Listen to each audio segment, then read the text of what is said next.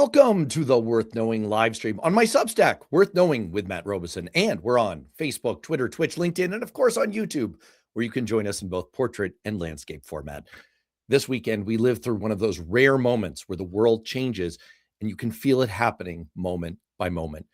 Things truly are different from where they were 1 week ago, and they're continuing to evolve very rapidly. There are rumors flying out of the White House about more changes coming, even on top of deploying border czar Tom Homan to Minneapolis, firing top Border Patrol official Greg Bovino, and sidelining Department of Homeland Security Secretary Kristi Noem and her side piece, Corey Lewandowski. So today, we're going to look at how everything has shifted, what changed in real time inside Congress and among voters and in the media and even among Republicans, and where all of that could take us next. So I'm taking the very unusual step of welcoming back my guest from last week, our congressional insider, Ryan McConaghy, who used to lead the Senate Democratic Policy and Communications Center, to walk us through the massive change that occurred in a few days after our live stream last Tuesday. And then I'm going to bring in former Chicago Sun-Times and Chicago Tribune editor Mark Jacob to talk about the media coverage of Minneapolis and Saturday's murder of Alex Pretti, what the media did right, what they failed at, the role they played in driving public perceptions, and where all of that's going. But before we bring Ryan and Mark into the conversation, I want to point out three things that the paramilitary incursion of ICE in Minnesota and the murders of Renee Good and Alex Pretti are not. They are not avoidable, they are not transferable, and they are not over. Let me unpack that. Not avoidable. If you look at the coverage of all of the tragedies that have happened in Minnesota and in all of the places that ICE has been sent, you hear this word, avoidable. That's usually brought up by law enforcement experts in the context of explaining the mistakes that poorly trained agents are making that lead to tragic and violent consequences. To be clear, I understand what they're saying. They're saying that the fault rests with ICE. They're saying they made mistakes. But while that's true, while they are at fault, it's the wrong conclusion to then say that these tragedies are avoidable. These tragedies are the opposite. They are inevitable. They are the inevitable consequence of terrible and intentional decisions by the people in charge, by politicians, by ideologues who put that ideology above common sense. We see this over and over again in politics and in government, even when people have the best intentions. Now, let me tell you a story. People who know me well or have been longtime viewers may have heard this. In my graduate school course on policy design at Harvard, our professor, Bob Blackwell, a veteran of President George H.W. Bush's National Security Council, asked who among us would have advised then President Bill Clinton to send U.S. troops into Rwanda to quell the 1994 genocide. Now, among our group of eager, mostly liberal Harvard students, virtually every hand shot up. Okay, he said, I love movies. I'm kind of a movie guy, so play the movie for me. What would the troops be doing? Peacekeeping, said a student. Okay, he said, but play the movie. What does that look like? For example, are our troops confiscating weapons? Are they trying to disarm violent factions?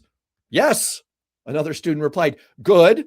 So play the movie, he said. Does that mean U.S. troops are going door to door to locate weapons? Yes, the student answered. Okay, he said, many of the weapons used in the genocide were machetes or other farm implements. So you'd be taking those away? Uncertainty. Rwanda is a country the size of New Jersey, he continued. Much of the population and the ethnic violence was concentrated in villages. You'd need enough troops to cover all of it. So the plan here, if I'm understanding you right, would be to send in tens of thousands of U.S. troops door to door to confiscate anything that could be used for violence, including the tools people need for their livelihoods. Dead silence. And he said, look, I'm not telling you that the answer to send in troops is wrong, but I am telling you that when policy doesn't work, it's usually because people didn't walk through the visual of what every step looks like first. They didn't play that movie. Now, Professor Blackwell said this to us in 1999. That was 4 years before our invasion of Iraq, where it became crystal clear that we had no real plan, certainly not at a detailed level, for what we were going to do next. The point is that you can have the best of intentions, like I think we all did about the Rwandan genocide, or you can respond to emergencies and find yourself in a situation that's difficult to deal with or get out of, like we did in Afghanistan. Or you can enter wars of choice, like we did in Iraq. that turn into utter fiascos when your ideological aims get mixed with billions and billions of dollars, and you throw it all vaguely in a direction and hope that everything will just kind of work out the way you want. What's happening now with the Trump administration's ICE paramilitary operations isn't even at the level of planning and foresight of Iraq. So don't say the tragedies like the murders of Renee Good and Alex Pretti are avoidable.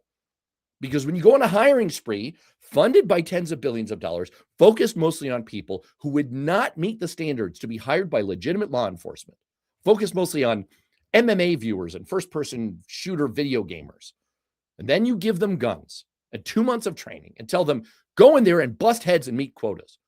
Tragedy is not avoidable. It is inevitable. Which brings me to point number 2.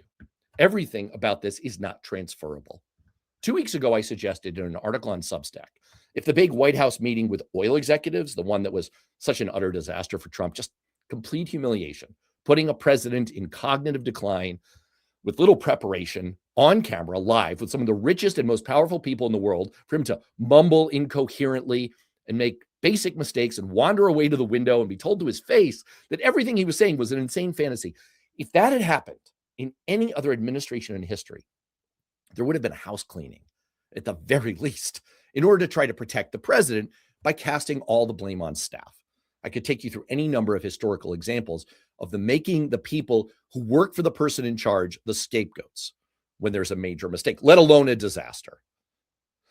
One of the significant things that's changed in the past few days is for the first time in this second Trump administration, there is an attempt to make others take the fall for Trump.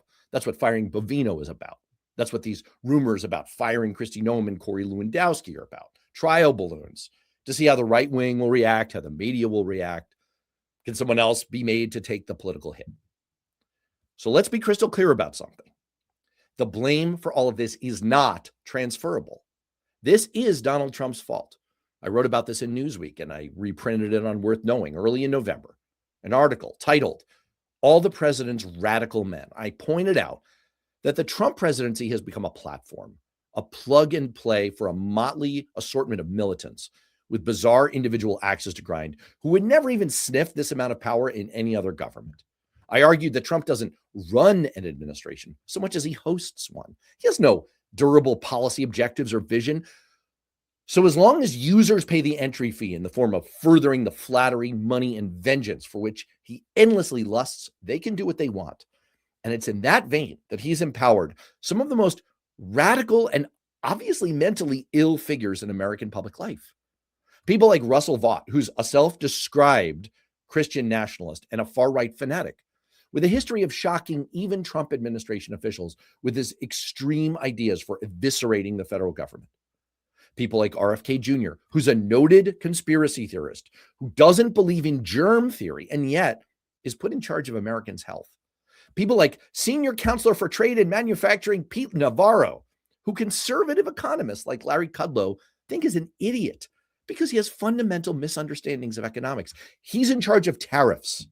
And yes, this includes advisor Stephen Miller, who's described by former Senate colleagues as a fringe figure, ideological and a bit scary. A former White House colleague said he's a horrible human being, someone who has gone all in down the rabbit hole on extremism. When you turn your presidency into a platform for these kinds of extremists, you get extreme disasters. So as they try to shift the blame, transfer the blame onto other people, don't buy it. This is Trump's fault.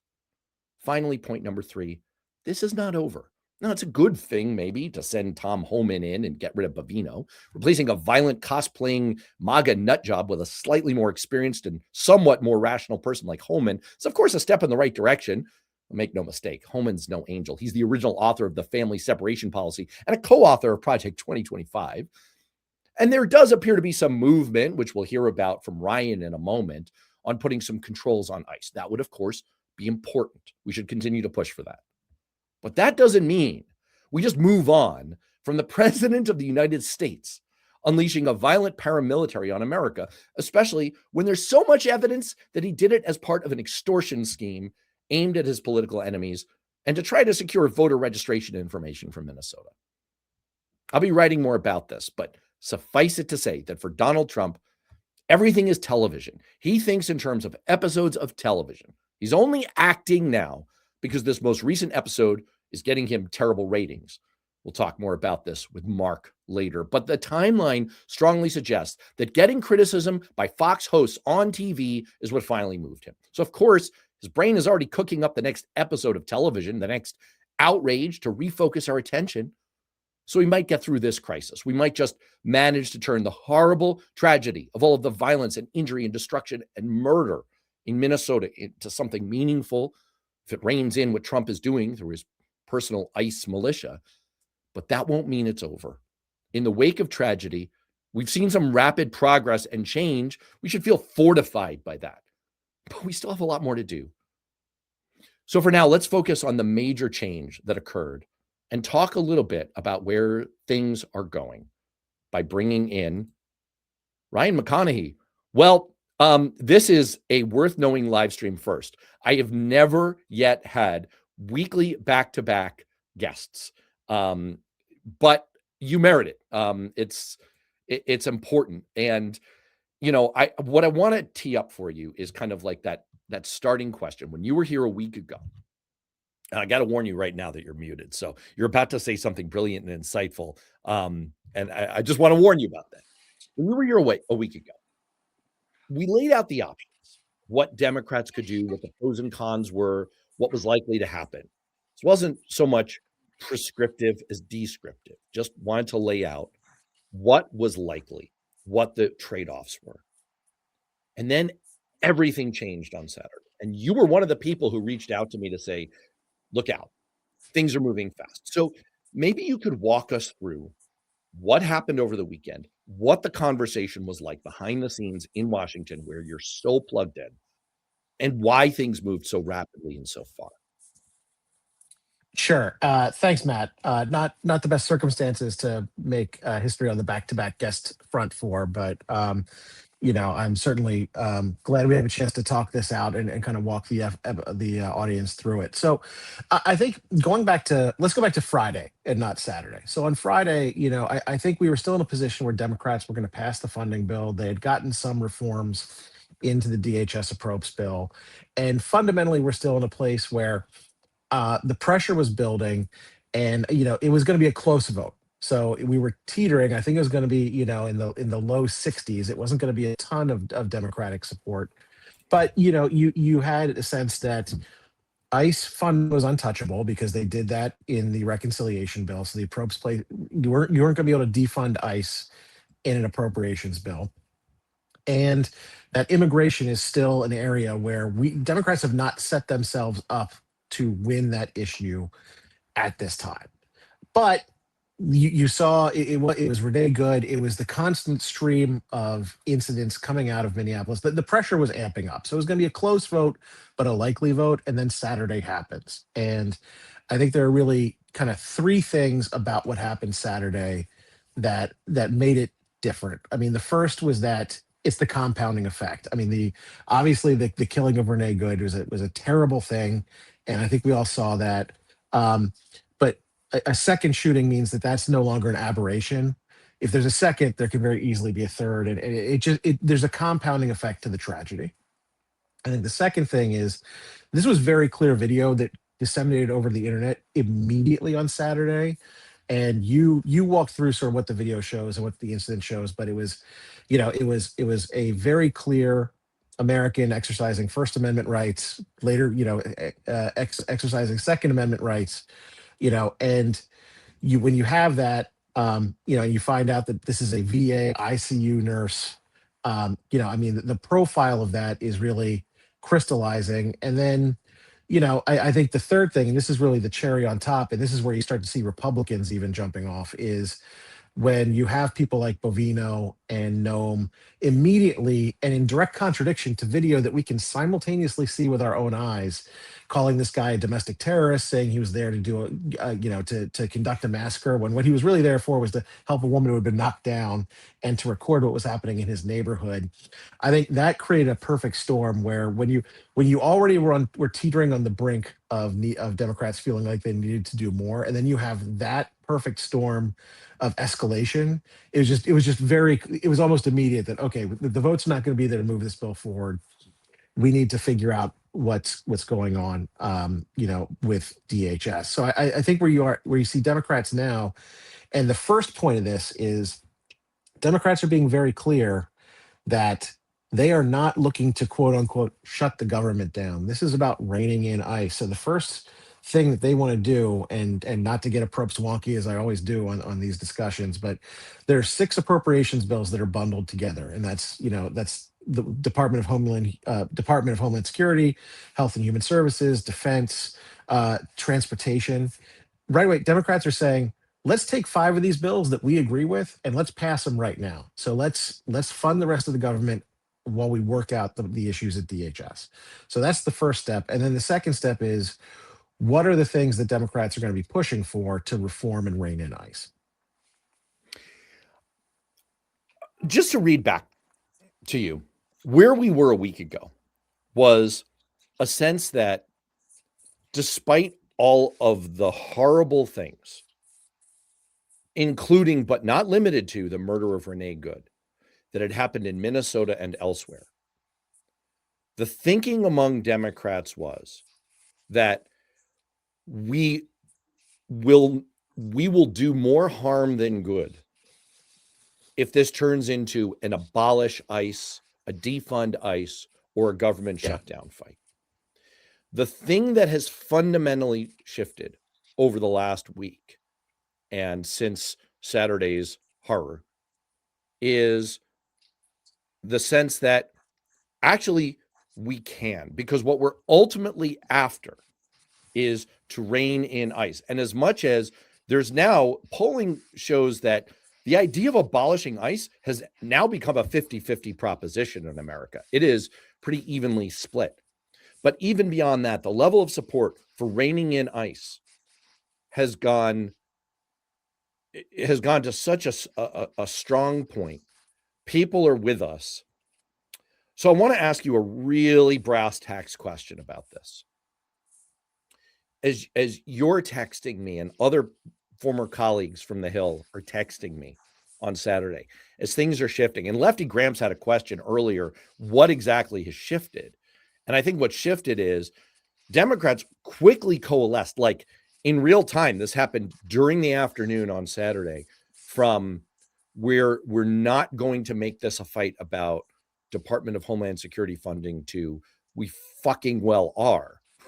And there seemed to be no debate about that.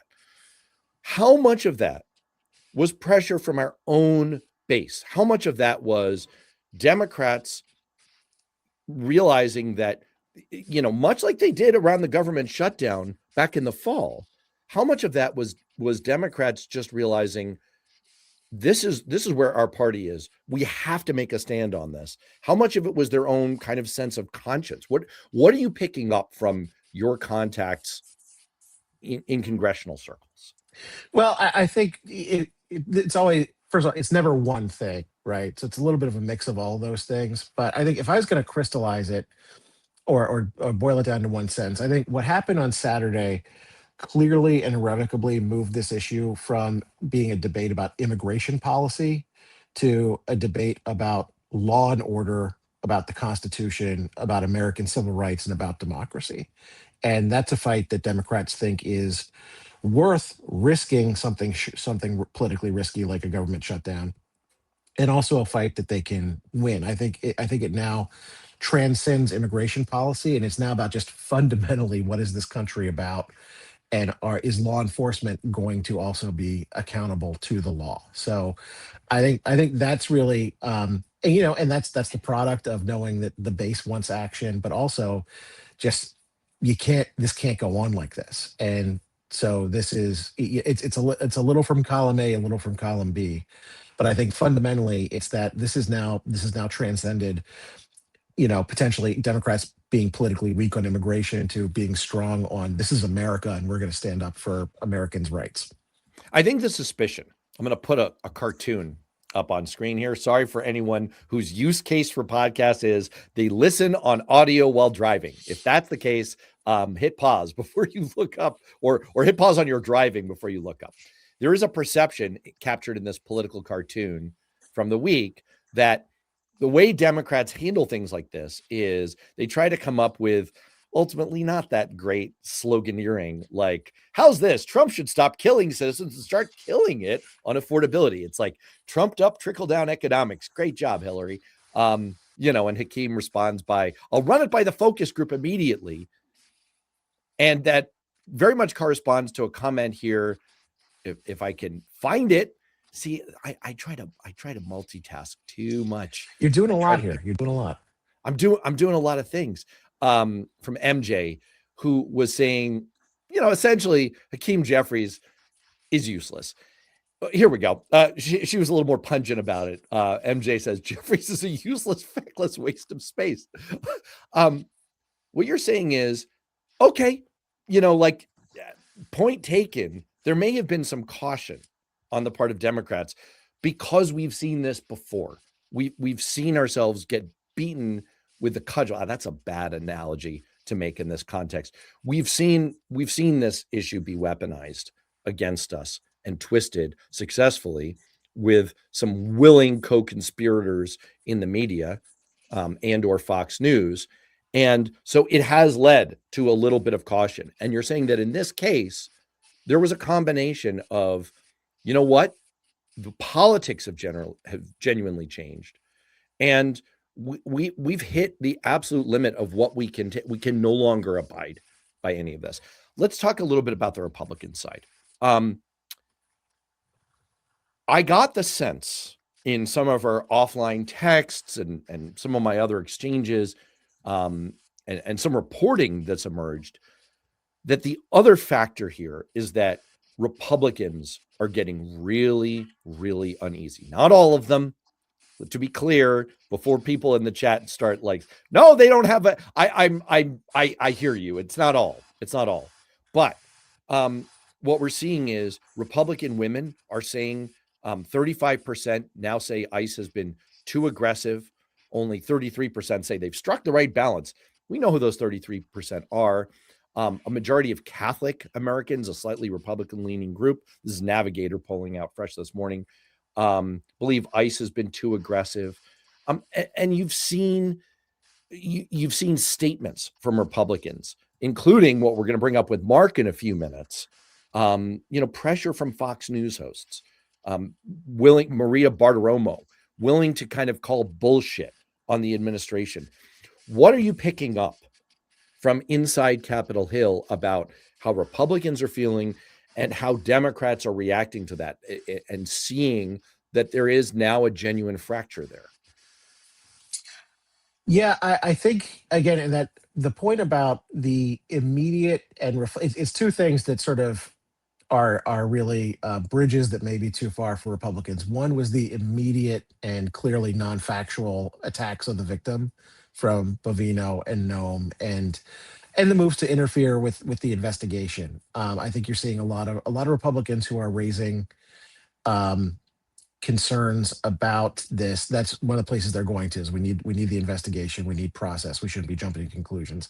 I do think the fact that you had also gun ownership groups saying, hey, this administration is overstepping, these U.S. attorneys are overstepping by saying that this guy just shouldn't have been walking around when he was a legal gun carrier in a concealed carry state. Where's the commitment to the Second Amendment that we were sold that you have? So I think that is not to be, I think, undersold in terms of what goes on in their base. And they're can I read you a quote here? Sure. This is from the National Association for Gun Rights. I guess they had to rebrand themselves after the NRA/NAMBLA no longer worked for them. They said after the administration's rhetoric that Alex Pretti shouldn't be carrying a gun. Who has the right to carry a gun in America, we wonder. He said the FBI director, Kash Patel said this, needs to brush off that thing called the Constitution because he clearly hasn't read it. I know of no more crucial place to carry a firearm for self-defense than a protest. Look, we might quibble about that from a public safety standpoint, but that is definitely a shot across the bow, MAGA style. Right. And so you're seeing, those pressures are really, And look, and Republicans see the numbers too. They see that overall that political dynamic that we entered this juncture with, the Republican edge overall, which by the way is still slightly, there's still some polling that shows Republicans slightly up on Democrats on immigration, not ICE conduct, but just generally immigration policy. But it's a gap that is almost evaporated. Both parties are down in the 30s, which is not a great place to be in terms of if you actually want to make immigration policy. But the overreach here is, these members are looking at 26. And if you're a Republican who's up for reelection, the economic polling is not looking good for you. Trump is out in Iowa today talking affordability, but going to have a rough ride. Immigration has been a place where you've been able to kind of stake out some high ground, and that high ground is now collapsing under your feet. So you're running out of room to maneuver here, and it may be time to say, hey, look, you are squandering an issue where we're strong through this massive overreach. Maybe step it back a bit. Let's talk about where this is going next before I get you out of here and bring Mark in. There's a lot of action going on behind the scenes. I mean, the biggest thing is you see Trump scrambling in a way that you really have not seen in the past year, with the possible exception of the Liberation Day tariffs, where there was suddenly the Oval Office intervention where, Bessent was like, hey, buddy, you're about to melt down the world economy. Could you maybe back off a little bit? You really have not seen this level of panic from Trump. So as much as Caroline Leavitt has continued to blame Democratic leaders for Pretti's death, you have Trump saying, well, I had a constructive call with Tim Walz. He's conceded that ICE agents may have made a mistake in Renee Good's case. J.D. Vance has been backtracking a little bit, saying, well, it's not true that ICE agents have absolute immunity, since they don't. They have qualified immunity. They have this trial balloon currently floating through the media about maybe we will fire Kristi Noem. And then you've got people like Rand Paul saying, hey, how about putting the agents involved in killing Alex Pretti on administrative leave? How about that? That seems pretty straightforward. And Susan Collins is running around desperately trying to create something. She's in a tough reelection race. So she wants to claim credit for some kind of a step forward, some kind of a compromise here. Well, and ICE is currently operating in Maine too. So, right, exactly. Well, there is a robust Somali community in Lewiston, Maine. I used to work for the member of Congress who represents that district, Mike Michaud. So I know that community fairly well. So of course, ICE is there in force. Not asking for a crystal ball. I mean, goodness knows we couldn't have foreseen this weekend's events when we were having this conversation a week ago. But what's your sense as of today on where things are going next?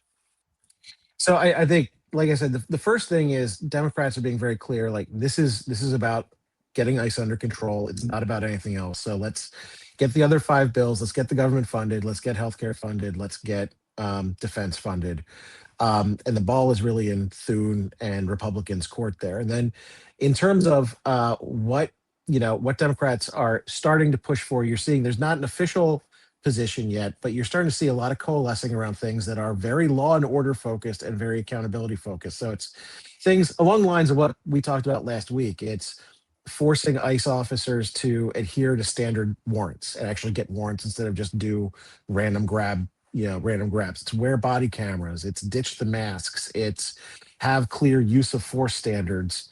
And I think a big one and one of the more contentious ones may be that they have to cooperate with state and local law enforcement to investigate incidents like the Pretti shooting and the Good shooting. That's not, you're not hearing abolish ICE rhetoric. You're not hearing, I think long term, you'll see Democrats talk about what their vision for enforcement is and how you need to do a top to bottom overhaul of ICE. Not the first time I think we've mentioned them. Third Way has some really good ideas out on that today that point out what that could look like. And I think those are the types of things you're going to see Democrats pushing for as they start to figure out how we can move forward on DHS and generally climb out of this mess.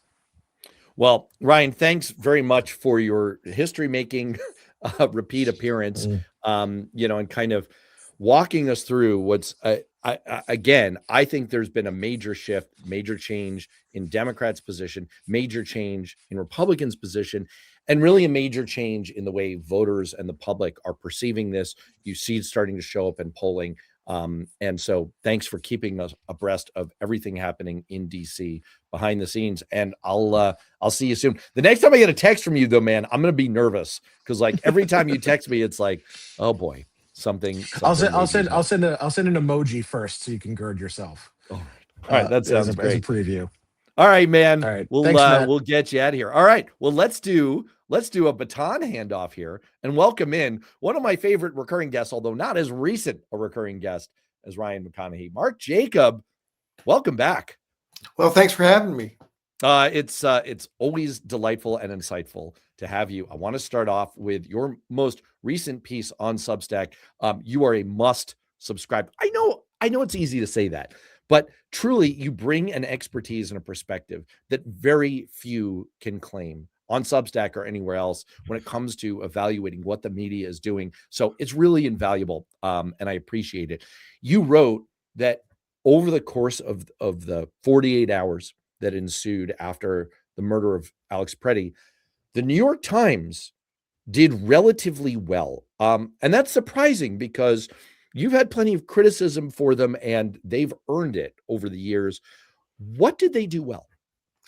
Well, they actually, believe their eyes, and what you get in a lot of media is, number one, and this was kind of one of the main points of that piece of the Stop the Press's newsletter, was that news media is used to believing officials. They're used to believing the official story. They're used to giving it credit. I mean, and there's rational reason for that.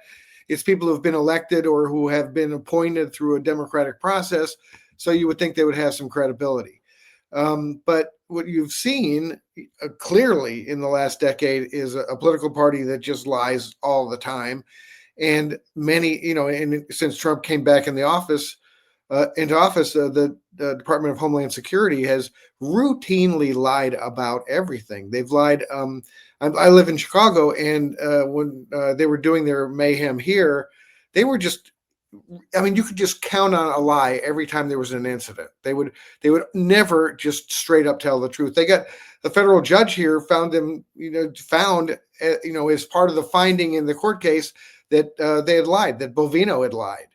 And so, when the Pretti shooting happened, one of the first things I did is go on Blue Sky and say, "Dear news media, please, if you're going to mention anything that Homeland Security says, say that they lie routinely. Say that, put it in context." And this is, I've written about this a couple times, and I view it as my radically truthful policy for how the news media should operate, which means that if you're going to quote somebody who is a serial liar, you ought to, just for context, say, that so-and-so said something, according to this person who has lied frequently on this issue, or whose claims have in the past been debunked. In some way, because if you don't, what you're doing is what the news media does all the time, which is know that they're lying and that they always lie, but just assume that just this once they might be telling the truth. So we've got to give them an equal shake, as if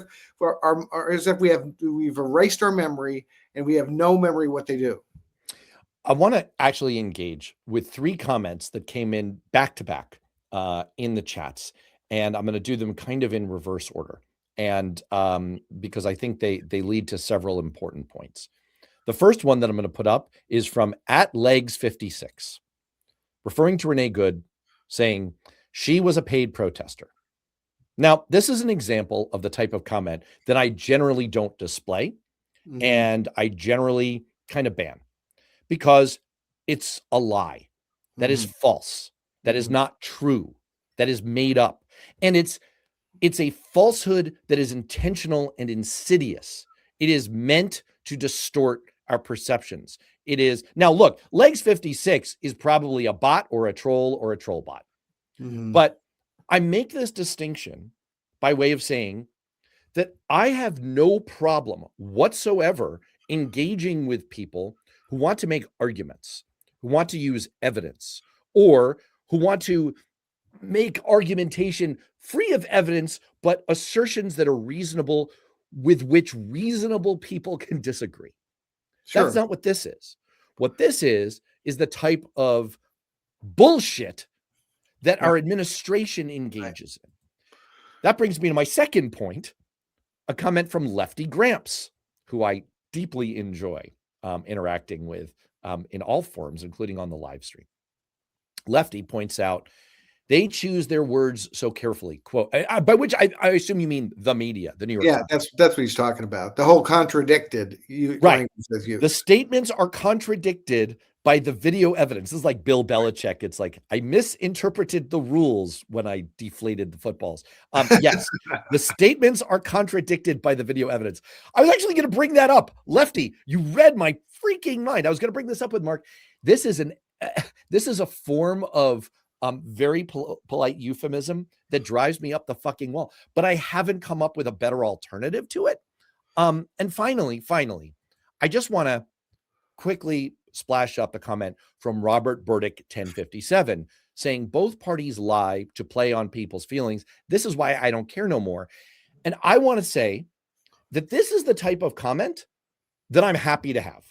Mm-hmm. It is it's a legitimate point. It might be a bot troll as well. I don't know, Robert. You might be real. I don't care. The point is, but this is a reasonable point. And I would like to say, yes, that's true. You can see lies from politicians of all stripes. Yep. But what's different is intentional, insidious, malicious lying at this scale from the people who are in charge, in authority, in power, meant to completely distort our perception of reality. That is not even hindered. All right, I just threw a whole bunch of stuff. Pick your well, yes, people lie on both sides of the aisle and all that, but it's really not. It's not, the total button is not equal on each side. I mean, clearly you have a party in power now who makes it their policy to lie. I mean, they reflexively lie. They think, to them, that's just like, knocking on doors and handing out literature and putting up yard signs. Lying is one of the things they do. It's one of the things that they think is part of the whole political system. And the real insidious way that kind of attaches to the American mindset is this idea that everyone lies, and that therefore you can't believe anything. And I've long thought that the main goal of MAGA fascism is not to make you believe them, it's to make you believe nothing. It's to get you to where you just say, well, I don't know what the truth is. I don't care. I'm going to go sit on my couch and watch, soccer all day. And I just don't give a crap anymore. And they want you to not give a crap anymore. And so it's a very insidious way to just undermine the whole concept of truth. You have this stupid CBS News thing with Bari Weiss. They were saying, well, we need to have more respect for the opinions of regular people. Well, no, you need to actually find good experts who actually know things and quote them. That's what you need to do. You don't need to go find some guy on the street and ask him about vaccines, some guy who might not know anything. But the whole thing is, that's a two-part thing. They want you to think that everything's an opinion, and there are no such things as facts, and that they want you to think all opinions are equally legitimate. And so these are all ways that right-wing disinformation is eroding the whole idea of shared facts in a democracy. And if you don't have shared facts in a democracy, you can't have a democracy. So this is how they're just kind of eroding and undermining the very premise of our government. And man, I want to get back to the question I didn't answer that you first asked about New York. Sure, yes. The New York Times. And then I threw so much more stuff at you. It's like a Ponzi scheme of questions. There's a lot to talk about. The New York Times, what they did is looked at the video. And this is, just think of how many cops got away, and a lot of people got away with bad acts before video. And video has been revolutionary in exposing the facts of what happens, and really kind of undermining this kind of the lies. And that's the thing that was so amazing in this Alex Pretti thing, is that you had really clear video showing exactly what happened. I mean, you could just analyze it and see what happened. Yet you had Christine Ohms standing up there and Greg Bovino and just telling you that, well, what you saw with your lying eyes isn't true. It didn't happen. And often the really exasperating thing is often in that kind of case, you get this media report where they go real generic, like 37-year-old man shot by federal agents. And that's all they say in the headline. And, and then they say, well, there were conflicting reports. They love conflicting reports. I mean, it's very safe to have conflicting reports. And sometimes it is true. I mean, I'm not like saying that you can always know exactly what happened. But in this case, you've got video that's been verified. And another thing you're getting in from Minneapolis, and you got this with the Renee Good thing too, is that you have multiple videos. So in effect, one is confirming the other, and the third one confirms the first two. So it's not one of those things where, oh, somebody faked this. No, because you have different citizens in different angles shooting the same thing. It's incredibly powerful as far as when you're trying to get to the truth.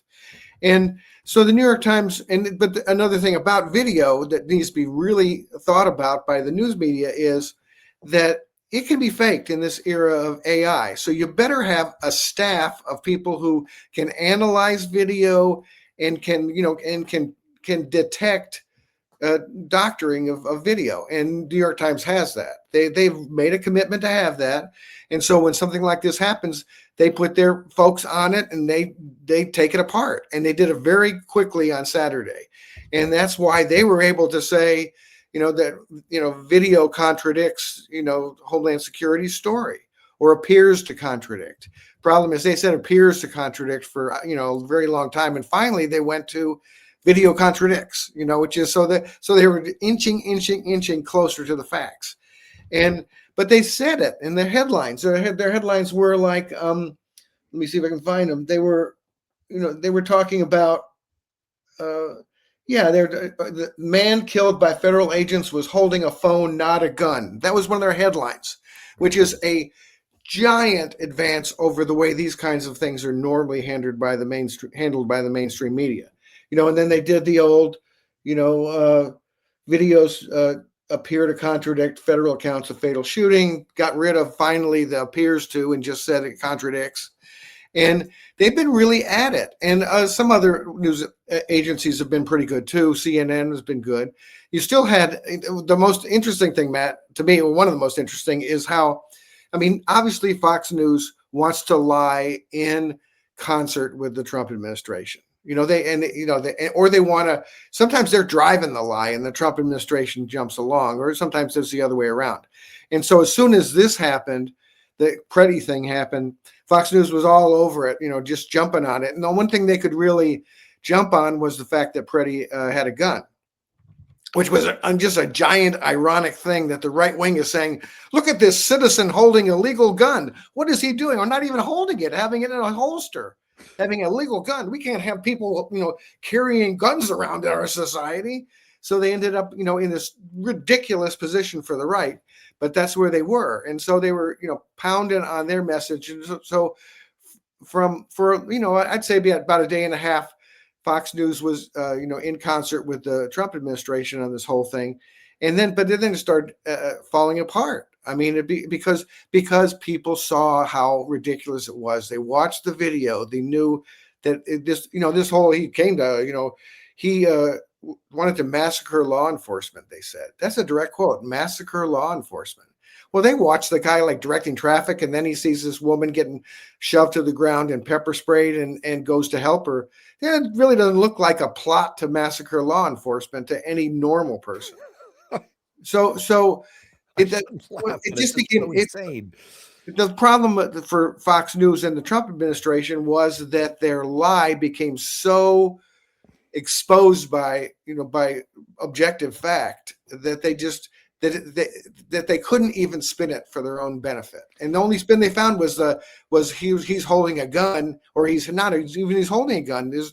Well, he shouldn't bring a gun to something like this, when they are the ones that have been pushing for decades to have laws that say you can take a gun to things like this. Right. That's exactly how Kyle Rittenhouse felt. Don't bring a gun to a Right. protest. Exactly. And you know, frankly, I think you should not bring a gun to a protest. I think it's Probably a bad not a idea. good idea. No, not a good Not with idea. not with these idiots running around Right. but that's another But story. it's That's another legal. story. It's legal, and it's what they and they've been pushing for that. So suddenly it's the only thing they can cling to. So they're gonna push like that. And you've got Trump. Even today, Trump is like talking about, well, you can't have a gun. You can't have a gun. That's a direct quote. You can't have a gun. This is Mr. Second Amendment who ran on that is now like this. And the whole truth of it is that it was always going to be this way, that when somebody wants to be a dictator, the first thing they want to do is come for the guns. So he's like uses the gun issue to try to get right wingers to support him. They do support him. He gets into power and he wants to be a dictator, obviously.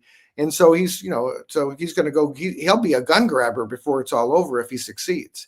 Yeah, well, gun grabber is the best of the things that he likes grabbing. I want to hit on the point that you just led to, because I want to ask you if what we're seeing is fundamentally different when it comes to lying. This is like the Olympics of lying, and we've surpassed bronze, silver, and gold, and we need a new medal. We need a platinum medal for what's happening now. I do want to get to that. I want to quickly just shout out, first of all, Lefty Gramps, slight disagreement with you. The thing they fear most is a black liberal with a gun. I would say that's number one for them. However, I will concede most of your point. I also, because I promised earlier that I am fine to engage with dissenting points of view, I just want to splash up here. Michael, just 3477. Okay, legitimate question. You take your child swimming. You say adults jumping off a bridge with rocks on both sides of where they land. Do you encourage your child to go jump? I'm very sorry, because you're prefacing this with a legitimate question. I have to say, I'm not sure I understand it. Come back in the chat and cycle it back, and I will try and get to what you're saying. And finally, I want to point out, I'm not sure if Glenn Lowry 984 is a bot or is trying to make a pro-Trump or anti-Trump or a pro-ICE or anti-ICE sentiment, but he's saying Das Boot is what we're giving these illegal immigrants, to which I just want to say, first of all, Das Boot is an amazing movie that everyone should definitely invest 3.5 hours in watching Jürgen Prochnow in. And second maybe of all, he thinks it's about boots or something. I mean, he may not realize it's about. Well, that's the thing. Is like, dude, you realize that this is about Nazis, right? Like, you do get this. Are you being ironic intentionally? I don't think you are. I'm just not sure you are. Okay, so back to your point. We're seeing something different in my mind, but maybe it's not different in your mind. It's like, I don't even have, as a writer, I'm struggling to find the words for it. Gaslighting on steroids, super gaslighting. I don't, you have administration officials issuing statements, sometimes with video literally playing at the same time in front of them that is contradicting their lies. Right. Contradicted by video evidence. This literally happened. I need to put this up on the Worth Knowing YouTube channel, which I have now, by the way. Hope people subscribe. There was this amazing YouTube short, a New York Times interview where Donald Trump was being interviewed by the New York Times, and a staffer stepped forward to play the Renee Good video. And it contradicted his lies in real time. Mm-hmm. And it's happening with Kristi Noem. It's happening with Caroline Leavitt. You have, here's a weird out of left field example. You have Kevin Hassett being trotted out to give obviously nonsensical statements for anyone of his level of intelligence, like tariffs on Denmark over Greenland are emergencies, and that's legal. It's under the president's emergency tariff authority because they help avoid the emergency that we would be in if we didn't put on a tariff to stop us from invading them. It's an emergency to stop an emergency, to prevent an emergency. It's right, which under that kind of standard, you could do anything, and anything would be an emergency because it would stop whatever emergency that you imagined in your head. Right. If I don't know, blow up this bank, that will prevent me from going and robbing it. Right. Well, it's an overused word, but this is all very Orwellian. I mean, this is really, it's nonsensical. You're not supposed to make it make sense. It's just supposed to drive you nuts the more you think about it till you stop thinking about it. And that's, and that's part of the goal. And I got to say that I think you're right about the Olympics of lying and how, if they had an Olympics of lying, the people in the White House would, they'd be winning all the gold medals. I feel like they lie outrageously on purpose. I mean, even like beyond anything that anyone could actually believe to some extent, because I think that to some extent it's performative lying to show loyalty to the dictator. And so if they are willing to make themselves look foolish by defending things that are completely indefensible, the dictator sees it on TV and loves it. And it's a sign of loyalty. It's a loyalty test to some extent. I just think that they got too far away from the actual facts over the weekend with the Alex Pretti shooting, to where it wasn't just an absurd misinterpretation of what's happening. It was like totally on a different planet. I mean, it was just so far away that any normal person would say, these people are lying to me. I am just responding to a chat to Zunny Og never left. You left her. Dude, I'm sorry. This is a great handle. This is maybe the best handle I've ever seen, but it is a little long. I'm sorry if I butchered that. Oh, where is Cliff? I am the Tuesday Cliff. I am your Tuesday Cliff. I'm Matt Robeson. That's how you spell my name for everyone trying to make up shit about Matt Robinson. That's just so you know, that's the spelling of my name. So get it right. I host on Tuesdays. This is Cliff's Edge YouTube channel. Cliff, you can get on Wednesdays. And you can subscribe to his Substack at Blue Amp. And you can get all of his stuff. Okay. Boy, I'm so far behind in the chats. So, all right. I'm going to push you on something that you've advised before, which is the sandwich method. And you kind of referred to it before, because what I want to get at is, how do you deal with this? Like, Right. You've given a prescription for the ailment of, oh, you have an E. coli infection. You have a staph infection. What we have here is MRSA. What we have here is antibiotic resistant, like Right. media sandwich method resistant Right. media bullshit, right? The treatments we have are not working. They're Yes. not working. So Right. now we need like chemo level treatments. And just to backtrack for a second, by the sandwich method, what I mean, I don't want to put words in your mouth, is you want to sandwich administration statements from known, repeated, deplorable liars with, this is a known liar. Here is what they said, but just a reminder, it's probably bullshit, or it is demonstrably bullshit. Right. Well, yes, it's that you, instead of giving the lie the last word, because people tend to remember the last thing they heard, what you do is you say, Donald Trump made a number of misstatements about the economy today. And then you go into his quote, he says things that are wrong. And then after that, you say what was actually true and what he got wrong. And therefore you have used, the start and the finish to sandwich his lie. And another thing, Matt, and I've been writing about this too, there's no obligation to continue to put liars on television.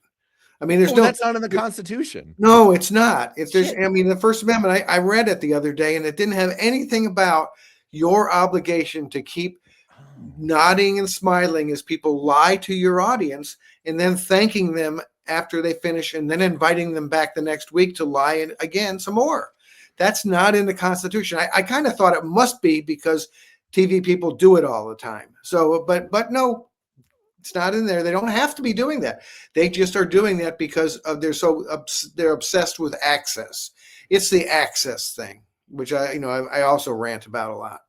Yeah. So I mean, does the sandwich method work against MRSA? I guess is the question. Do we need something even? Because I like your idea of. But the reason I brought it up, Matt, the reason I brought it up at this point in time was that you don't even have to do the sandwich if you've just decided you're lying. I'm stopping this interview with you right now, and I'm not inviting you back. Goodbye. See you. Leave the studio. Yeah. Then you don't have to do the sandwich method. Then you just go find somebody who's not a liar and interview them. So I mean, with the president of the United States, yes, you're in the news business. You got to report what they say. I get that, but you don't. But there are a lot of people who you don't have to have them on television all the time if all they do is lie to your audience.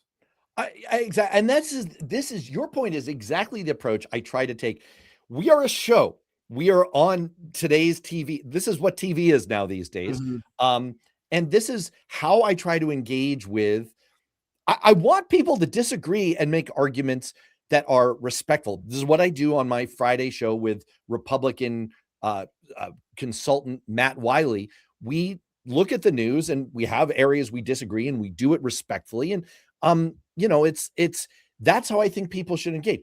I don't think people should engage like Glenn Damn C6040 troll, sorry, bot, sorry, whatever you are, saying these two are a result of what happens when men take estrogen. I just want to say that last week, someone commented, I like your homosexual t-shirt, which is like, wait, what are you saying? I don't understand. Is it that my t-shirt likes other t-shirts that are similar in cut and color? Okay, I like this reminds me of another column I wrote in my newsletter series just about a couple months ago, which is that toxic masculinity is a giant problem, and that you have a lot of people who are the most insecure men in the world are saying mean things in the media because they think that makes they're compensating for something. Matt, I don't know what it is.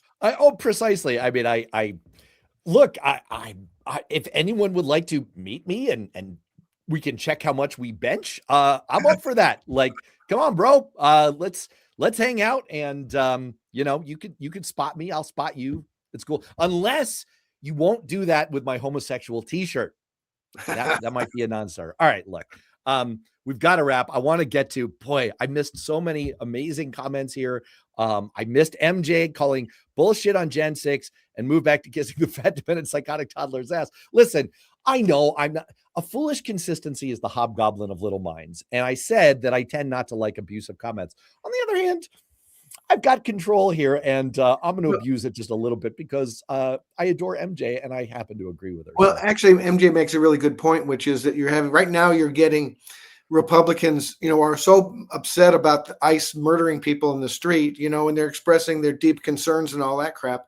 They did that after, January 6th too. And then 2 weeks later, they were back on board the bandwagon. So I am very interested to see where all these Republicans are going to be 2 weeks from now, because I think 100% to a large extent, I think they like to get past the bad moments and then continue to do the same horrible stuff they always do. 100%. And by the way, I'd be remiss if I didn't bring up Denise 2003 J's very perceptive point. The only problem is that Alex wasn't at a protest. He was monitoring activity in his neighborhood. Right. Spot on. Right. Great point. So totally right. just to circle back, we agreed, like, look, if you're going to a protest, maybe just choose. It's your right, but maybe just choose, given these yahoos that work for ICE. Maybe that's not the time to open carry, but that's not what Alex. Right. And it's Alex's neighborhood. It's not ICE's neighborhood. It's Alex's neighborhood. Yes. And so that's a great comment. I 100% agree with that. And finally, I can't help it with the troll. Salty Spotted Dog says, you two commentators are very transparent with the ignorance of the left. Well, you English, good, Salty Spotted Dog. Also, I have to say, you can see me. I'm not transparent. I mean, fuck it. I'm here. You're not translucent, at least. But I will open a book, you clown. All right. I'm constantly accused. This is the one I'm reading right now. Passage of Power. Just the best thing. Oh gosh, Robert Caro is a genius. I'm constantly accused of having a background here. I'll put this down. Of having a background that is not real. It's real. I just took a real book from it. All right. Mark Jacob. It's always insightful, always interesting. I'm going to splash up one more time your Substack. It's really a must read. I really, truly hope, just take the time. You know what? You don't have to read every single email that comes in your inbox unless it's from me, but this one is worth it. Stop the presses. And it adds a lot to my understanding of what's going on in the world. Thanks so much for being on. Thanks for having me. And I'll just say to everybody, look, this has been an exceptionally rough week. This has been an exceptionally rough time in America. This is really, really hard stuff. And I really appreciate people being together here, even if it's just a vent a little bit, get some things off their chest. If you don't agree with us, but you're willing to not be a troll and be generally constructive, even if you have differing viewpoints, I'm glad you're hanging out. I appreciate you. And for everyone out there, please stay safe, be well, be careful amidst the rough weather out there and the rough federal government out there. And we will see everybody next week.